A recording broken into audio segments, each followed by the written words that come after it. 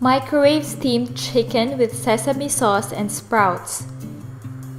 A recipe for microwave steamed chicken breast with sesame sauce made from ground sesame seeds. It's so delicious and a perfect meal for lunch because it's light. I've topped it with broccoli sprouts, which gave the dish just the right balance. Sprinkle salt on chicken, then spread it with your hands to distribute the salt evenly. Put the chicken in a microwave-safe bowl, then add sake and put the thinly sliced garlic on top. Prepare the sesame sauce by mixing the sesame seeds, sugar, and soy sauce.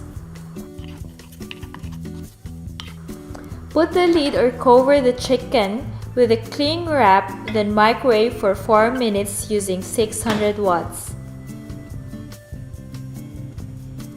Take out the chicken from the microwave, then let it cool. Once it cools, shred it into smaller bite-sized pieces. Remove the roots of the sprouts, then distribute it on top of the chicken.